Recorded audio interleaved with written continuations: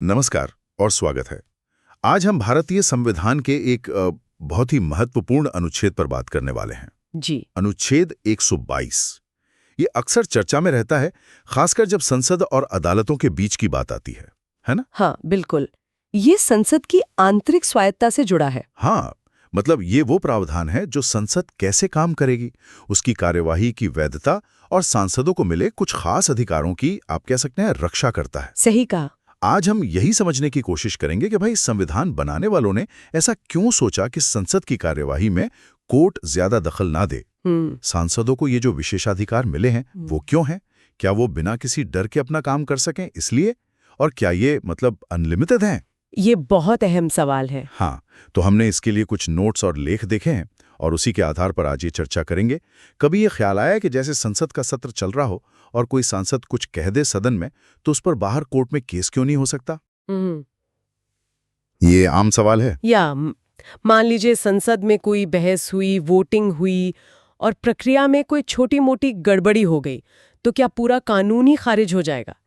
इन सब सवालों के जवाब कहीं ना कहीं इसी अनुच्छेद 122 में छिपे हैं। और संसदीय विशेषाधिकारों में भी। बिल्कुल।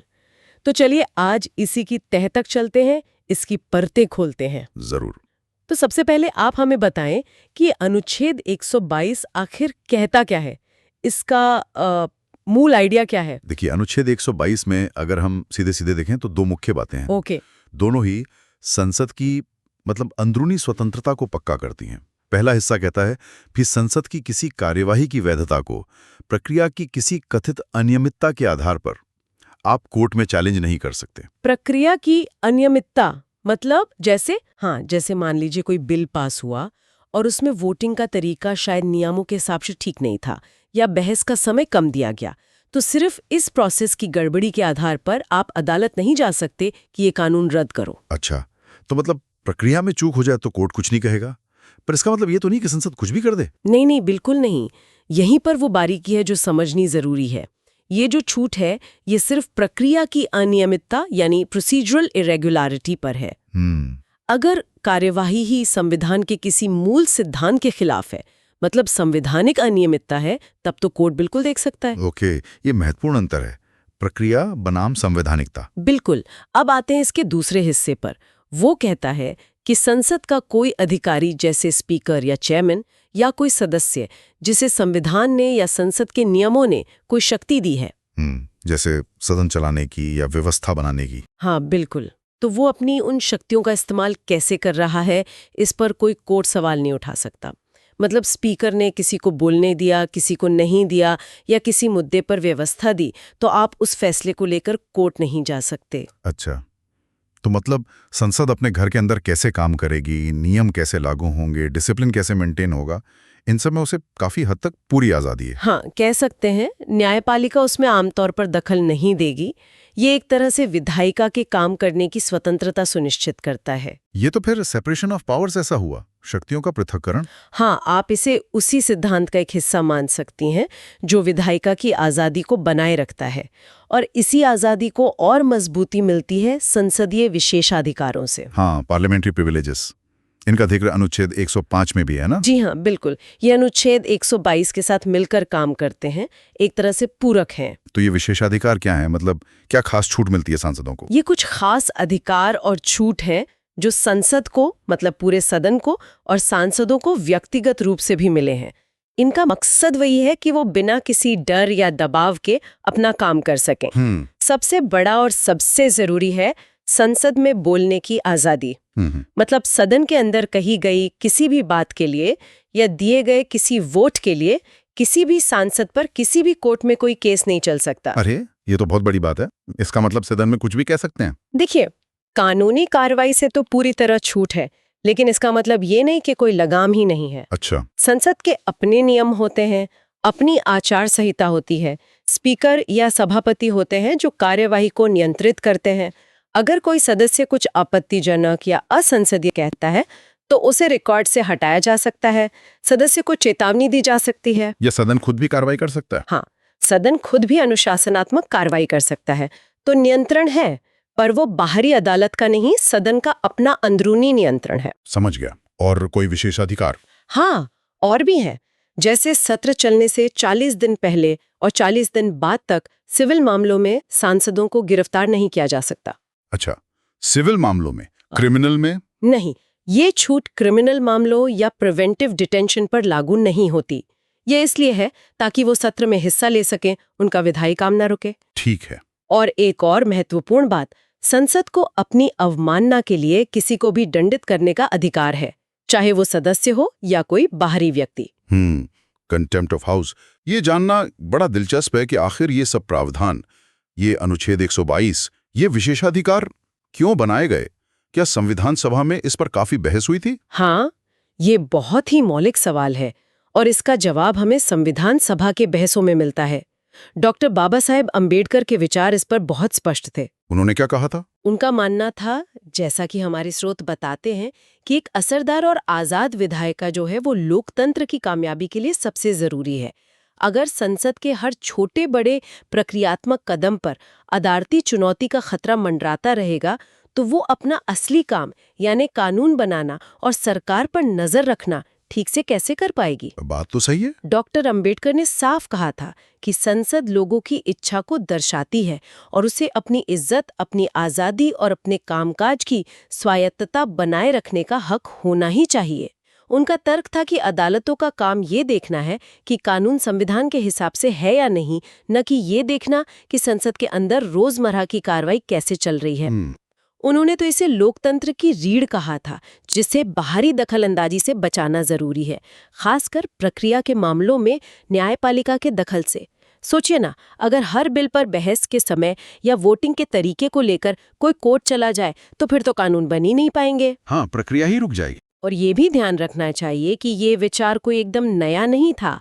ये काफी हद तक ब्रिटिश संसदीय परंपरा से लिया गया है। अच्छा, ब्रिटेन में भी ऐसा ही है? हाँ, वहाँ हाउस ऑफ कॉमन्स ने कई सदियों तक संघर्ष करके राजा और अदालतों के हस्तक्षेप से अपनी ये अंदरूनी आज़ादी और विशेषाधिकार हासिल किए थे। हमारे संविधान बनाने वालों ने उस अनुभव से सीखा और उसे भारत के लिए अपनाया।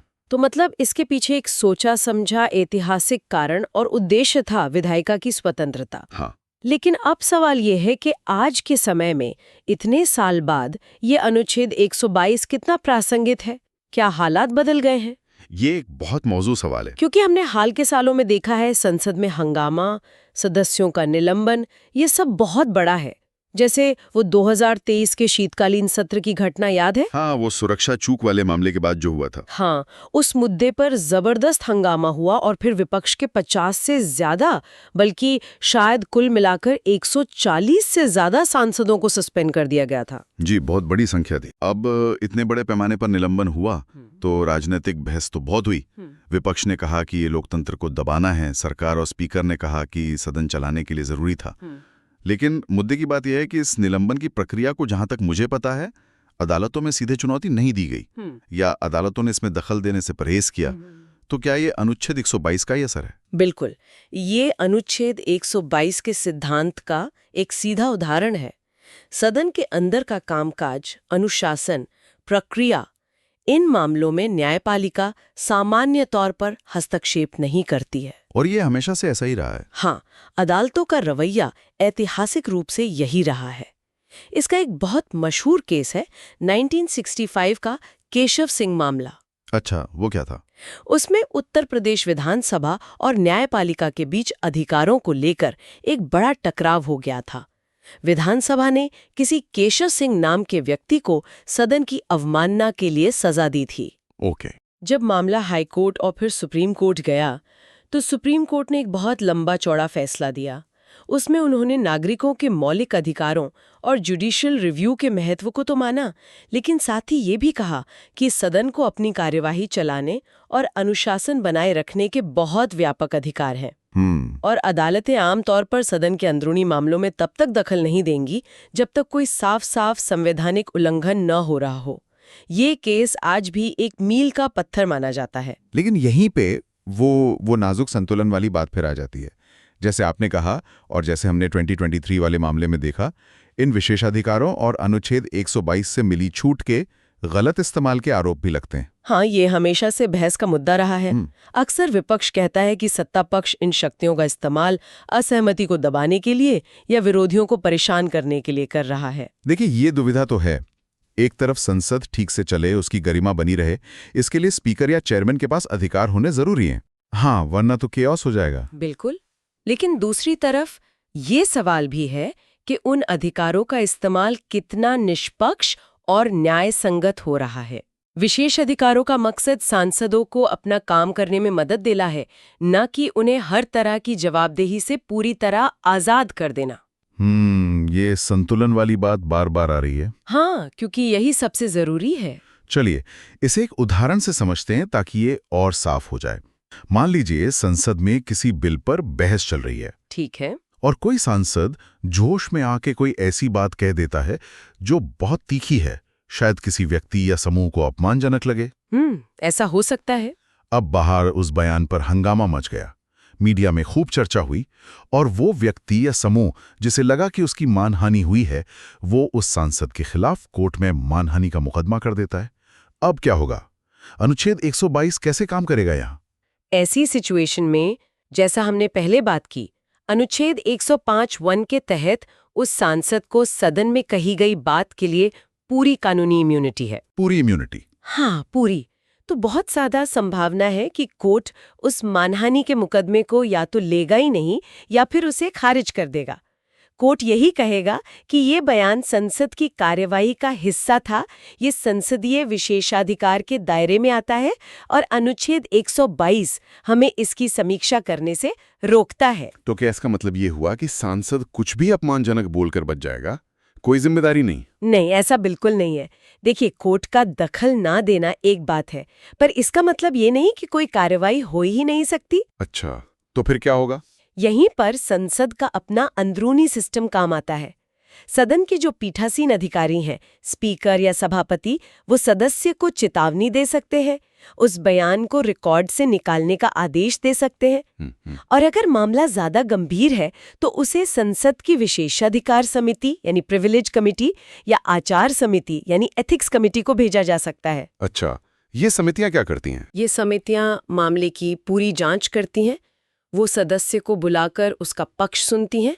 अगर समिति को लगता है कि सदस्य ने वाकई अपने विशेषाधिकार का गलत इस्तेमाल किया है या सदन की गरिमा को ठेस पहुंचाई है या नियमों को तोड़ा है, तो वो सदन से उस सदस्य के खिलाफ कार्रवाई की सिफारिश कर सकती है। किस तरह की कार्रवाई? कार्रवाई कुछ भी हो सकती है। माफी मांगने को कहा जा सकता है, या कुछ दिनों के लिए या पूरे सत्र के लिए सस्पेंड भी किया जा सकता है। तो एक जवाबदेही तय करने का तरीका सदन के अंदर मौजूद है, भले ही बाहर की अदालतें इसमें ना पड़ें। अच्छा, तो ये अंदरूनी जवाबदेही का मैकेनिज्म भी है, ये जानना जरूरी था। तो कुल मिलाकर अगर हम इसका सार निकालें तो अनुच्छेद 122 क्या है? क्या ये सिर्फ एक टेक्निकल नियम है या इसका महत्व कुछ और गहरा है? नहीं, इसका महत्व बहुत गहरा है। अनुच्छेद 122 सिर्फ एक प्रक्रिया का नियम नहीं है, ये हमारे लोकतंत्र के पूरे ढांचे का एक बहुत अहम हिस्सा है। ये विधायिका की आज़ादी और उसकी स्वायत्तता को पक्का करने वाला एक संवैधानिक कवच है, एक शील्ड है। ये सुनिश्चित करता है कि जनता के चुने हुए प्रतिनिधि बिना किसी बाहरी दबाव के या कानूनी डर के लोगों के मुद्दों पर खुलकर बोल सकें, सरकार से तीखे सवाल पूछ सकें और असरदार कानून बना सकें। एक तरह से ये संसद को अपना काम करने के लिए जरूरी स्पेस या जगह देता है। तो निचोड़ ये कि संसद अपने मामलों में काफी हद तक आजाद है, लेकिन ये आजादी असीमित नहीं है। बिल्कुल सही पकड़ा आपने। यहाँ सबसे जरूरी बात यही है समझने वाली। ये अनुच्छेद संसदीय स्वायत्तता और संविधान की सर्वोच्चता के बीच एक बैलेंस, एक संतुलन बनाता है। अच्छा, संसद अपनी प्रक्रिया बनाने में आजाद है, उसके सदस्य बोलने के लिए आजाद है, लेकिन ये सब कुछ संविधान के दायरे में ही होना चाहिए।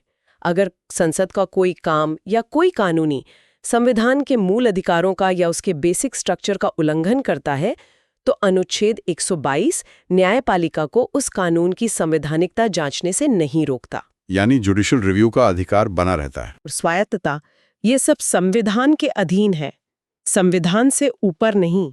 ये वाकई एक बहुत ही, कह सकते हैं, जटिल संतुलन है। विधायिका की आज़ादी, सदस्यों के विशेषाधिकार, फिर उनकी अंदरूनी जवाबदेही और फिर न्यायपालिका की समीक्षा की सीमाएं। जी हाँ, और यहीं से शायद हमारे लिए कुछ सोचने वाले सवाल भी निकलते हैं, है ना? बिल्कुल। जैसे आज के समय में जब ट्रांसपेरेंसी और अकाउंटेबिलिटी यानी पारदर्शिता और जवाबदेही की मांग इतनी बढ़ रही है, तो क्या ये जो संसदीय विशेषाधिकारों की मौजूदा सीमाएं हैं उन पर दोबारा सोचने की जरूरत है? ये एक बड़ा सवाल है। क्या इनके गलत इस्तेमाल को रोकने और निष्पक्षता लाने के लिए कुछ और बेहतर तरीके हो सकते हैं? ऐसे तरीके जो विधायिका की आज़ादी को भी कमजोर न करें? और साथ ही जब अदालतों की जांच का दायरा सीमित है, तो फिर संसद के अंदर ही असरदार और भरोसेमंद जवाबदेही कैसे पक्की की जाए? हाँ, ये कुछ ऐसे सवाल हैं जो हमारे लोकतंत्र के लिए बहुत महत्वपूर्ण है और जिन पर शायद लगातार सोचने और बहस करने की जरूरत है।